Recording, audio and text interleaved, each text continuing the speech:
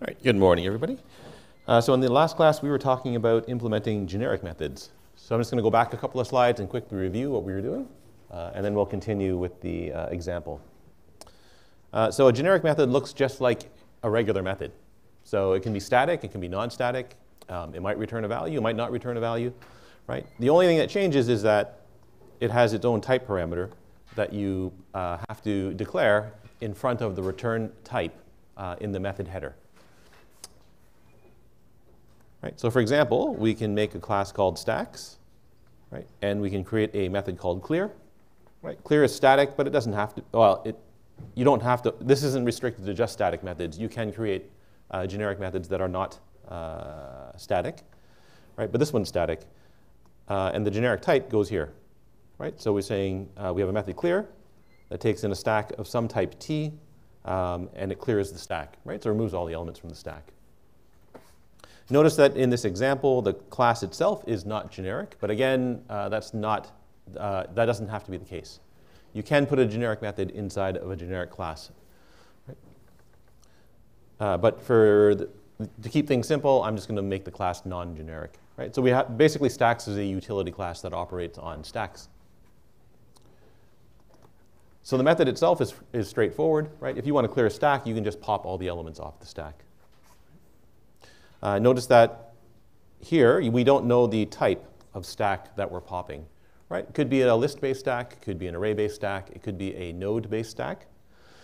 Right? And because we don't know its type, the way you implement the method, you're restricted to using only the methods that are in the stack interface.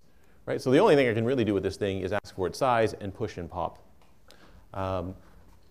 Which leads to a problem. So to clear a stack, this method here has complexity big O of n.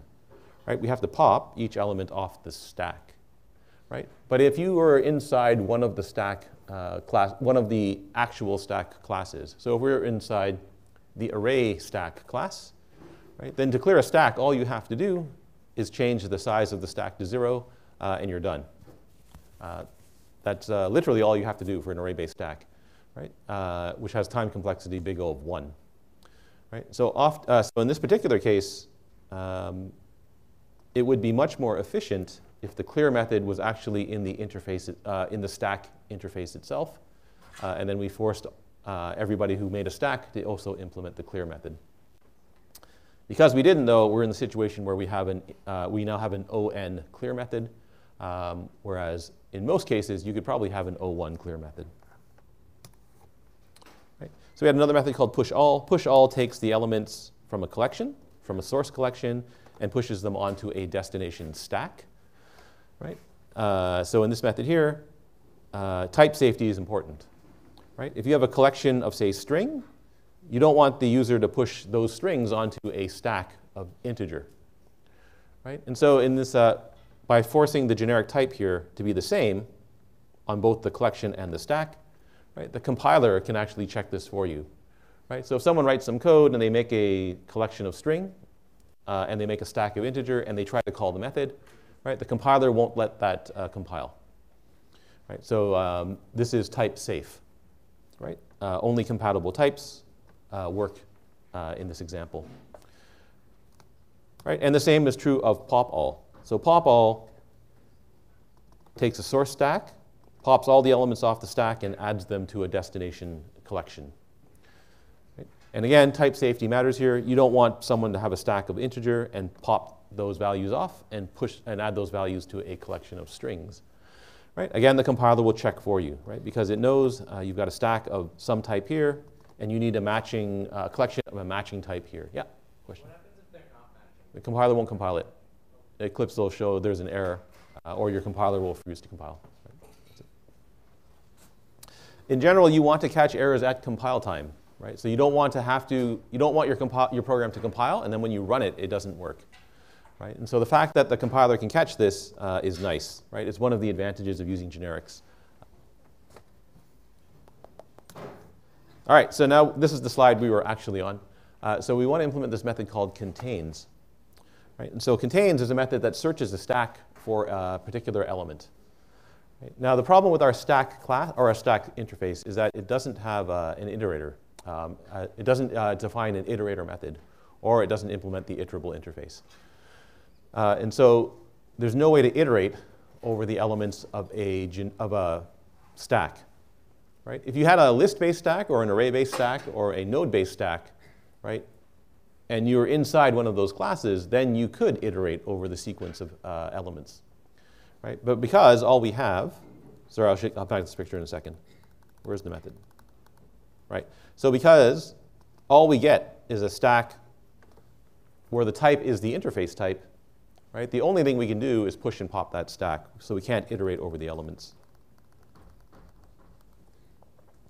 And so it becomes inconvenient to implement this particular method. Right? We don't know how the stacks are implemented, so we don't know their internal fields. That means I don't know how to iterate over them. The interface itself doesn't provide an iterator method, and so we have to find some other solution to this problem. Right?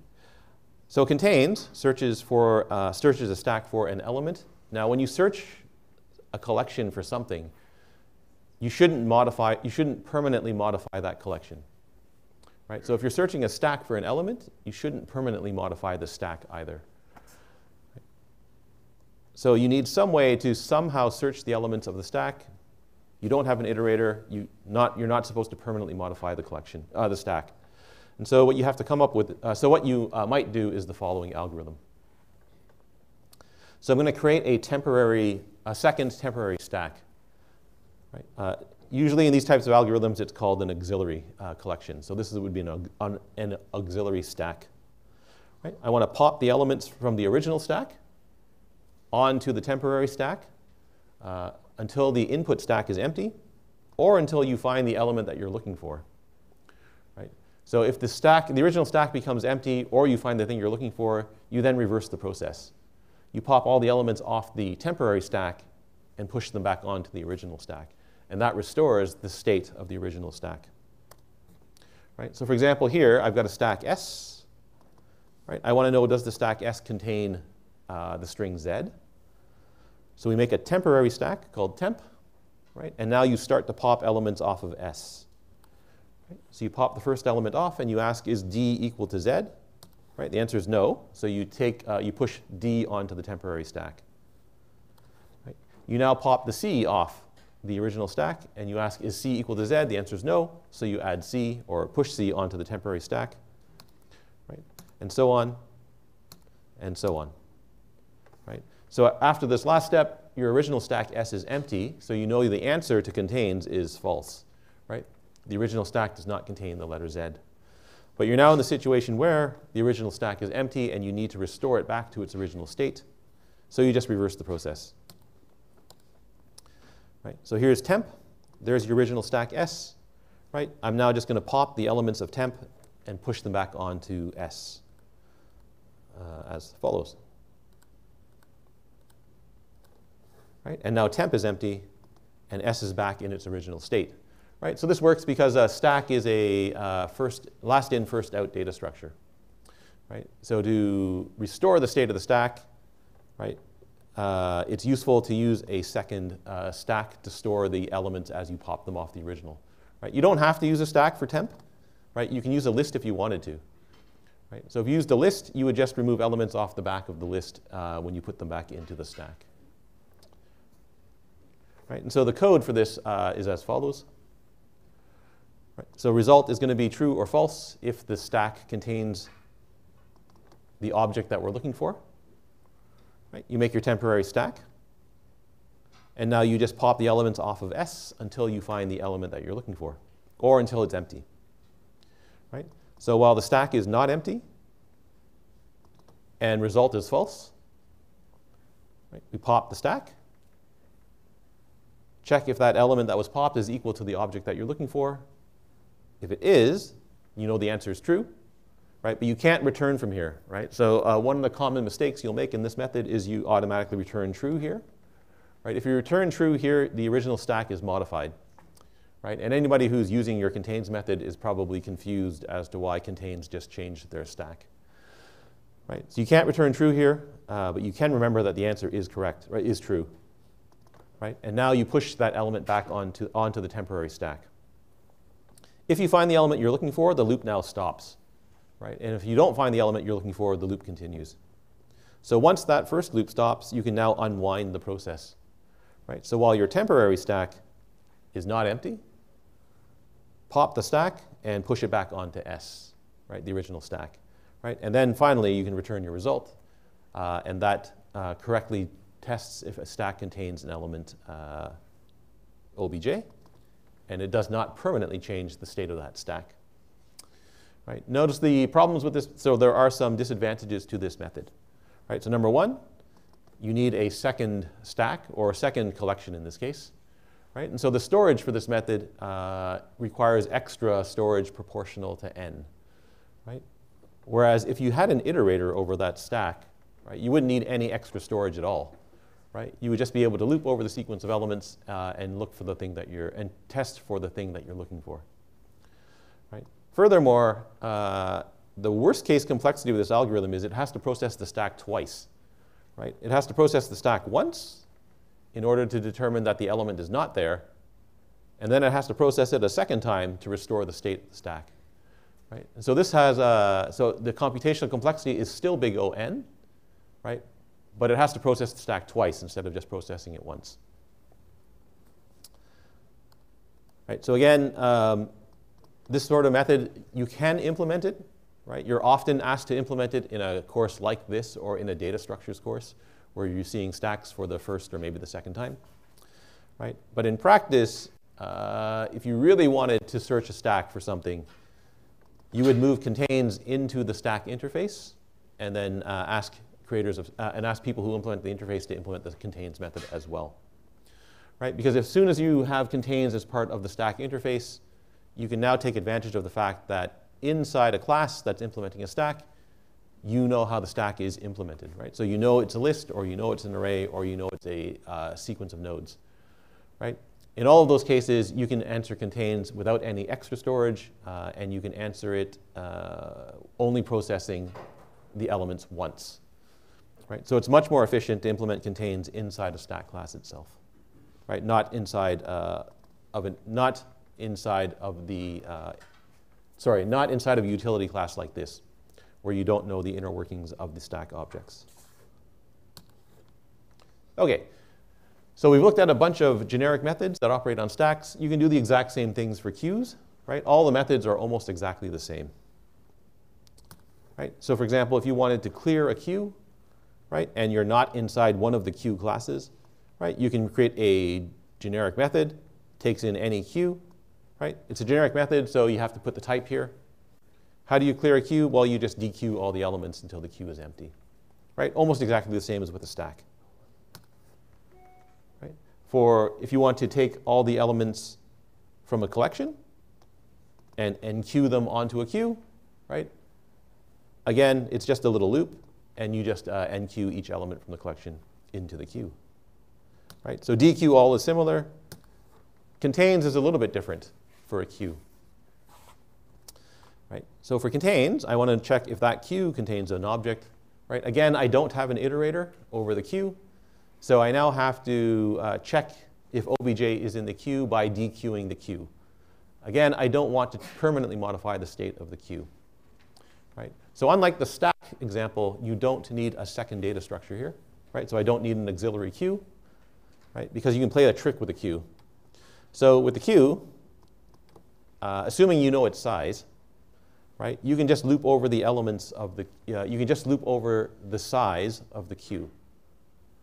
Right? Each time in the loop, you dequeue the queue. Right? You check, is it the thing you're looking for? Right? And if it is, you set the result to true. Right? And then you just stick the element that you dequeued back onto the end of the queue. Right? So you take the front element out, you put it at the end, you take the next element out, you put it at the end, and so on and so on and so forth. After doing this n times, where n's the number of elements in the queue, right, you've restored the queue back to its original state. Right? So assuming you have a fast NQ and DQ, right, so assuming NQ and DQ are both O1, right, this isn't really any slower than if you had an iterator. Right? So in other words, it's not, this isn't really any slower than if you knew how the queue was implemented already. All right, so that's it for generic methods, right? They're just regular methods where the inputs typically have some generic type, right?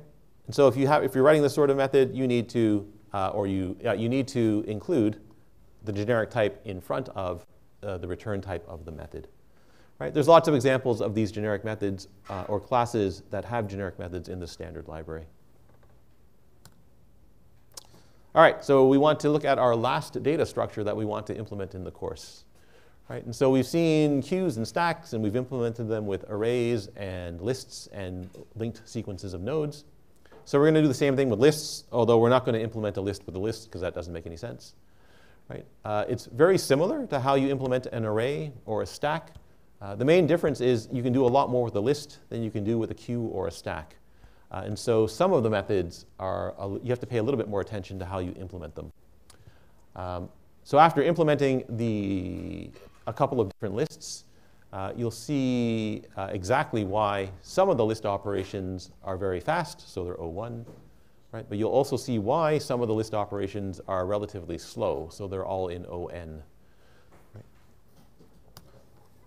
All right, so what's a list? So a list is just a finite collection of elements. They're a linear sequence, so there's one after the other, right? And each element you can access via its position or an index in the list, right? So in other words, you can do something like get 1, and that'll give you the second element of the list. Right? So we've used ArrayList in the course quite a bit, right? The standard library has a linked list class as well that uses a sequence of nodes. We'll see how to implement a class similar to that later on, right? And even though the standard library has these classes for you, right? So you would never re-implement these on your own, probably, right? But it is useful to see how they work because it gives you a deeper understanding of exactly why the complexity of the operations are the way they are. And it also shows you how you can implement similar but different data structures using nodes and arrays. Okay, so the list interface is fairly large, right? So list is basically the collection interface plus some other methods. It's quite a large interface, so we don't want to implement all those methods. It's not really useful to implement all those methods either. So instead, I'm going to reduce the size of the interface, and we're going to call it slist, so small list or simplified list. Right? So we want get, set, add. That's insert. The standard library calls it add, but that's really insert. That's remove, right? And notice that many of these methods, they take in an index as one of their inputs, right? And so one of the fundamental operations that you use on a list, many of the fundamental operations that you use with lists involve an integer index. Oh, we also want to implement an iterator for our list, right? So now we're going to come back to using a nested inner class and implement an iterator over both array-based lists and linked lists. Okay, so we need an interface for our list, so it's called slist, right? It's generic because we want to make lists of any element type. We want an iterator, so it extends the iterable interface, right? So when we're done, we can make a simple list object and write a for each loop over our object. So if you're going to make an array-based list, it's almost the same as an array-based stack, right? You've got an array, and you also have a second field that tells you how many elements are in the list, right? The only thing that's the only thing that you have to, that's a little bit different in a list compared to a stack is that when you insert or remove from a list, you have to move elements around in the list, right? Okay, so insertion into a list using an index. Suppose I'd like to insert a new element into the list at index 4. Right? The way this works is you don't overwrite the element at index 4. Right? If you want to overwrite an element, that's the set method. Right? To insert an element into index 4, you need to make room for a new element. Right? So in an array-based list, the way you do that is you take all the elements from 4 on, and you move them one position to the right. Right? So I take the elements in red, move them to the right one position. Right? Now, the way you do this the way you incorrectly do this is you write a loop. Right? So you write a loop, you start at index 4. right? You say, well, I need to move all these elements over one position, so I'm going to move the element in index 4 over one position to index 5. Right? The problem is if you do that, you end up overwriting the element at index 5. Right? At the next step, you take your element that's at index 5 and then move it to index 6. But now you overwrite the element at index 6 with the element that was at index 4. So if you repeat this process, all of these elements become equal to the one that was at index 4. Right? The easy way to fix the problem is to start at the end. Right? So starting at the 8, move it over to 9, then 7, move it over to 8, and so on and so on and so forth. Right? There is a way to write the loop so that you go from the front, from the first element and go forwards, but it's easier just to start at the end. Right? Once you moved all the elements over, you can now insert your new element at index 4. Right? Insertion's a bit odd. So you insert given an index. Right? Now remember, the valid indexes for a list of length 10 in this case, right, are the indexes 0 through 9. With the insert method, it's usually the case that you are allowed to insert at the end of the list. Right? So in other words, if I call add 10 with some element, right, that should work. Right? Even though 10 is not a valid index. So you have to be a little bit careful when you're validating your indexes for your methods. Here you're allowed to use an index that's one bigger than you would normally be allowed to use. Right? It's easy to implement this method. You just call add, right? Because add adds at the end of the list. Oops, sorry. Okay, removing using an index. So if I want to remove an element from a list, right, I'd like to remove the element at index 4. Right? In an array-based list, you can't leave a hole in the array. Right? So in other words, I can't just null out that element and then say, oh, the element's removed. Right? What you have to do is you have to shuffle the elements that are after the one you want to remove one position to the left. Right? So in other words, I have to take all the elements in red, move them over one position to the left. Right? Oops, sorry, like that. Right? So in this particular case, you're just going to start at that index there and move it over one to the left. Go to the next one, move it over one to the left, and the next one, and so on and so on and so forth. Right? Oh, okay. So let's actually look at the code. So this is in the next deck of slides. This is 3, so this is 4.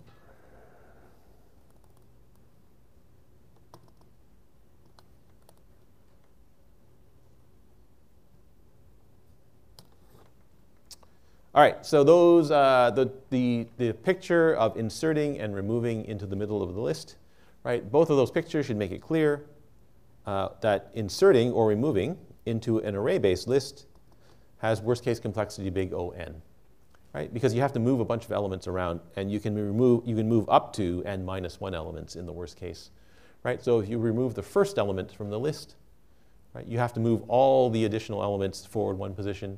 Right? If you insert at the front of the list, you have to move all the elements in the list one position to the right. Right? So if you're in the situation, or if you're trying to solve a problem where you frequently have to insert or remove somewhere in the middle of the list, right, you should probably avoid using an array-based list, right? Or consider using a different data structure altogether. Right? Because the O(n) complexity here, if you do it a lot, is not cheap, right? You'll have a slow performing, your array-based list is relatively slow performing in this case. Oops, sorry. Okay, so let's implement our class. So we're going to call our class sArrayList. So it's a simple array list, right? It implements our simple list interface. It looks exactly like a stack, right? It's got an array of type object. Right? It's big O object because it's generic, right? I need to be able to hold any element type. Instead of the field top, it's got a field called size. Right? Size is just the number of elements that are currently in the list. Right? No argument constructor does what every constructor is supposed to do. It initializes our array. Right? So here we make a new array of size 16. Right? The size of the array, the size of the list is 0, right? So no elements in the list. Size is easy because we're keeping track of the number of elements in the list. Okay, here's add. So ignore the if statement for now. Right? If I want to add into a list and I know there's space in the array, right? I know that size is the index of the first free spot in the array. Right? So I can just set the array at the index this.size to the element that's added to the list, right? And then increase the size of the list by 1. Okay, so what happens if the array is full? Right? So if the size of the list is equal to the length of the array, right? Then you have to resize the array, right? And so you just use array's copy of, resize the original array to twice its length, right? And reassign the array back to itself, right? And away you go, right? Once you resize the array, you can add the array to the end. You can add the element to the end of the list. So add's easy. It's just like add for the stack or push for stack. Okay, now many of these list methods require an index or two, right? And so it's very useful to create a private method that can check an index for a given list, right? Or for this list, sorry. Right? So check index takes an index and checks is that index valid for this list, right? If it's not, it throws an exception, right? And this particular implementation, it actually tries to produce a useful error message. Right? So it tells you if your index is negative, and it tells you what the value that you used was. Right? If it's too large, it even tells you what the value that you used and the size of the list that you have. Right? So now instead of manually checking the index all the time, right, I'm just going to call this method. Whoops, sorry. So if I want to get an element from the list, check the index. Right? If the index is valid, just go into the array at that index and return that value. Right? Now remember, our array is an array of object. Get is supposed to return an element of type E, so you need the cast here. Right. For set, again, set takes in an index and replaces the element at that index. Right. It returns the element that was replaced. Right. So the first thing I'm going to do is I'm going to get the element that's going to be replaced. Right. Now, given that I implemented get this way, right, when I call get automatically checks the index for me. Right? So I don't have to recheck the index instead. Right? I'm just going to use get to check the index, and away we go. Right? So this still throws an exception if the index is valid, which is what we want. If the index is not valid, which is what we want. Right? Go ahead and overwrite the element at that index, and then return the old value that you just overwrote. Okay, now what about add? So this is the insert method. Right? There is a mistake on this slide. We'll see if you can find it. Right? So I want to insert an element at that index. Right? Now remember, for the insert method, you're allowed to add at the end of the list. Right? So I can't check the index first. Because if I check the index, that's going to throw an exception if someone's trying to add at the end of the list. Right, so the first thing I have to do is I have to manually check, is the index equal to the size of the list? And if it is, right, I can just add the element using our previously implemented add method. That return turns out to be important. Right? If you miss the return, right, then you end up inserting the element a second time. Right? So you have to return from here. If you're not adding at the end of the list, now I can check the index. Right? So now we check the index, throw an exception if it's not valid. Right? If it's valid, we now have to shuffle elements one position to the right. Right? And the elements that you want to move the elements at index, index plus 1, index plus 2, up to size minus 1. Right? But you want to go in reverse order, so you want to start at the end of the list. Right? So I is the index at the end of the list. Right? So it starts at this size minus 1. Right? It goes down each time through the loop. Right? And I want to continue until I reach, until I process the element at the index where I'm inserting. Right? So to move all the elements one position to the right. Right? So one position to the right is I plus 1. Right? And that just gets the value of the element to the left of it. Once I've moved all the elements, I can insert the element at the given index and then increase the size of the list by 1 because we just inserted a new element. Right? So can that thing there, right? Can that thing there throw? Right? So in other words, can I plus 1 be equal to the size of the list or bigger? Anyone want to give this a shot? Can it throw? Who thinks it can throw?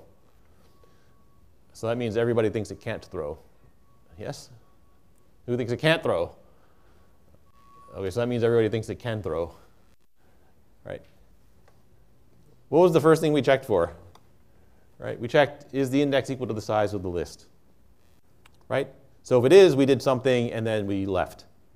Right? So at most, this is the index is size minus 1. Right? At most, it's size minus 1.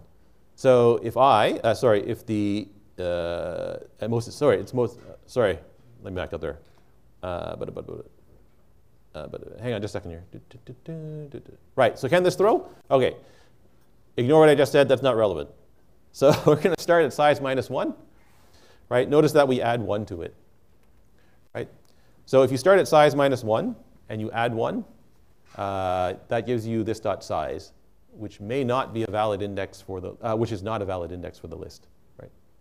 Sorry, if the size of if the number of elements in the list is equal to the capacity of the array, right? That ends up being an illegal index. Right? So that's going to throw an exception. There's another mistake, though. Does anybody else see the mistake? It's related to what I just said, actually.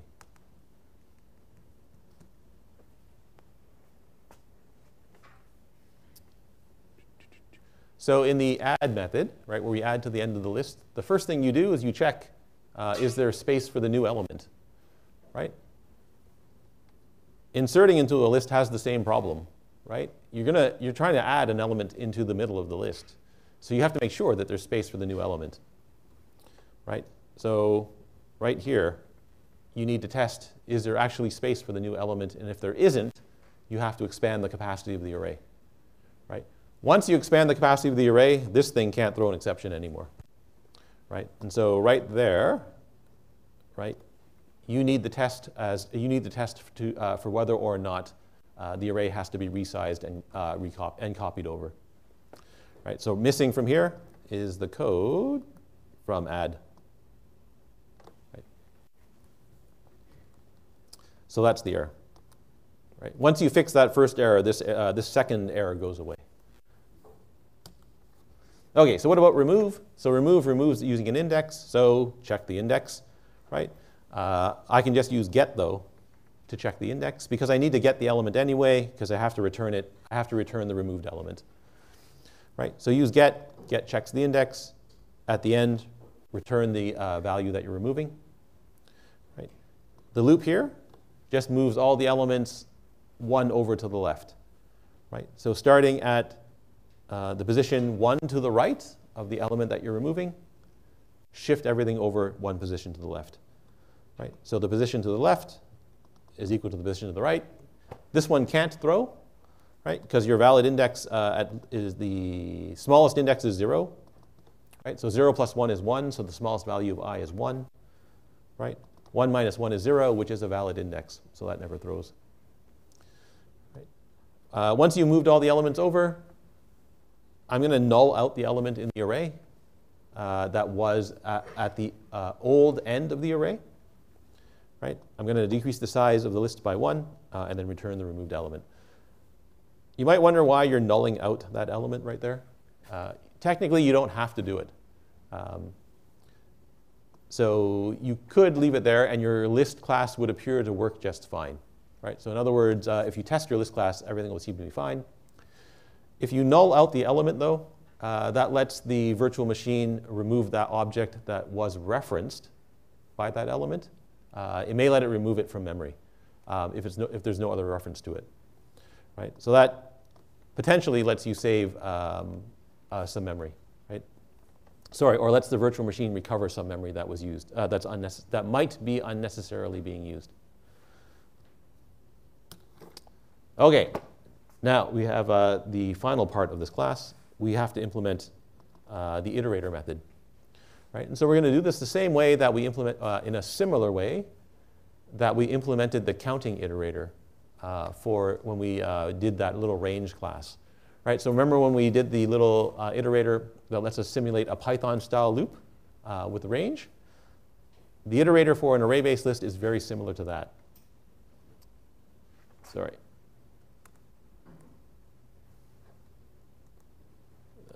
I need my...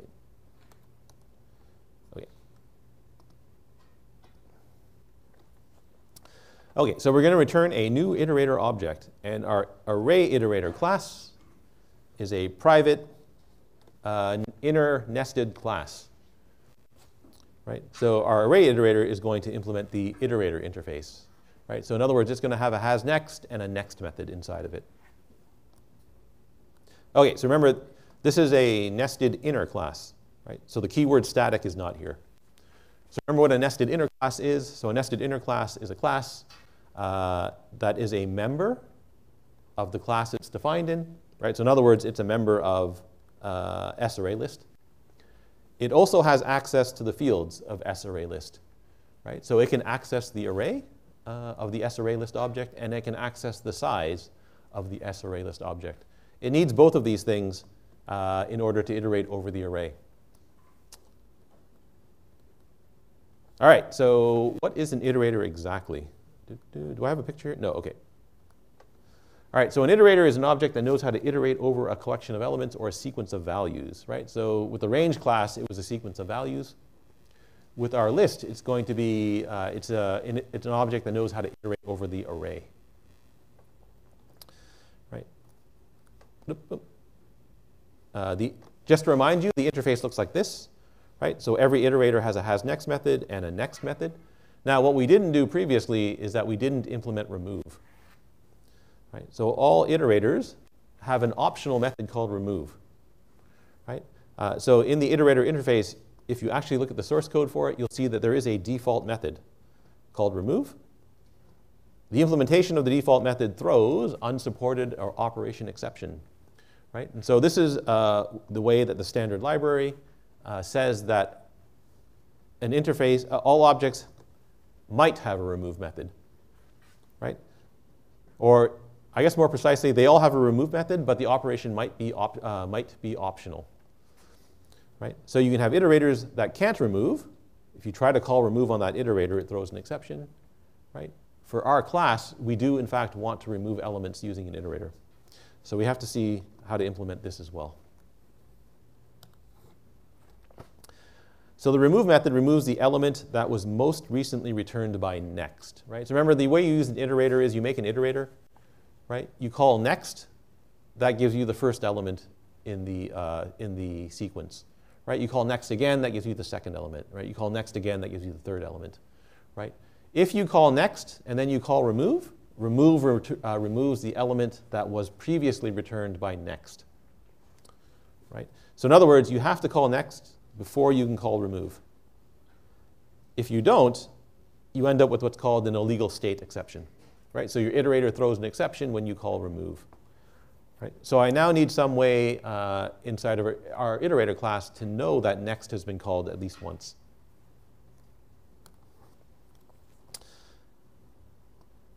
So the iterators are useful for looping over the sequence of a collection using a for each loop.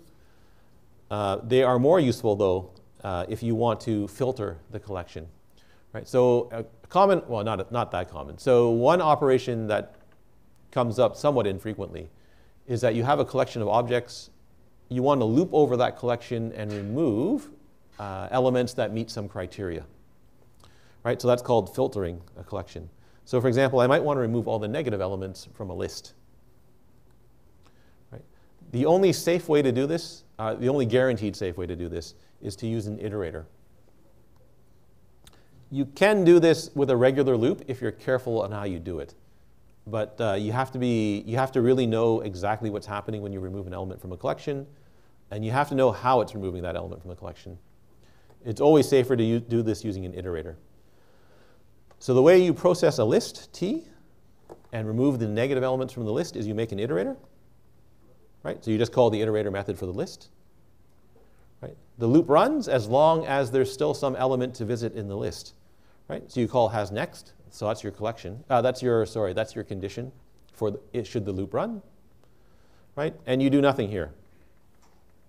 Right? Inside the loop, you call next. Right? So next gives you the next element in the sequence. Right? If the value that's returned by next is less than 0, ask the iterator to remove the value from the sequence. Right? So don't ask the sequence to remove the value.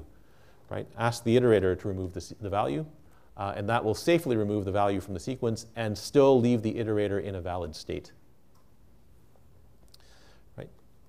And that safely filters a collection. Right? Notice there's no update condition here, right? Because next advances the iterator for you. Right? So whenever you call next, it gives you back the next element and then moves it to the next element in the sequence.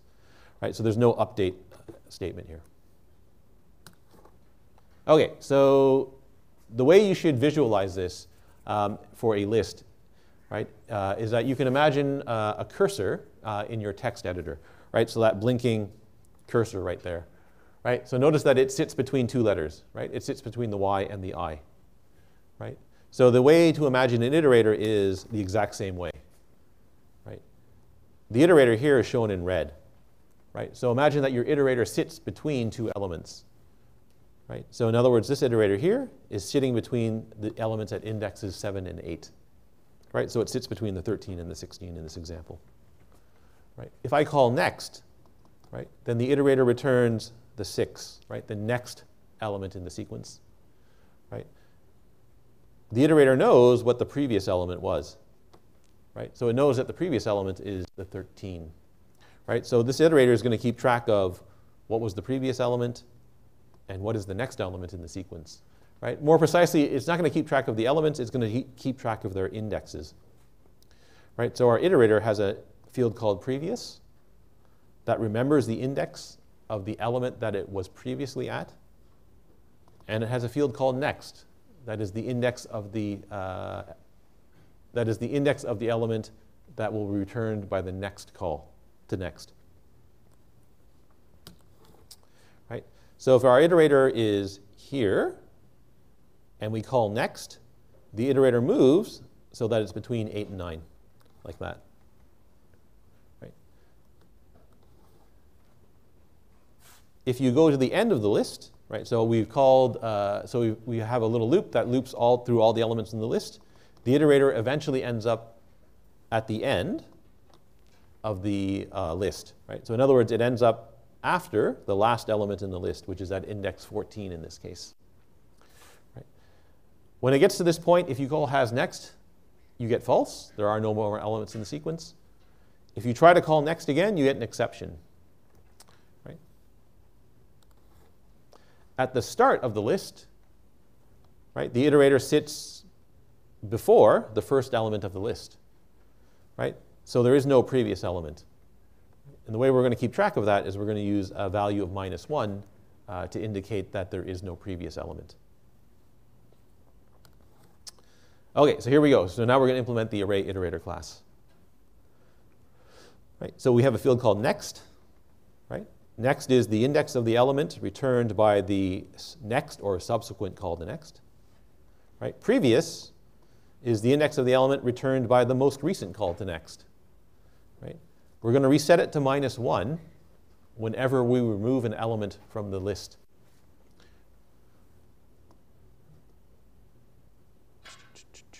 Okay, so our no argument constructor just sets next and previous so that the iterator is at the front of the list.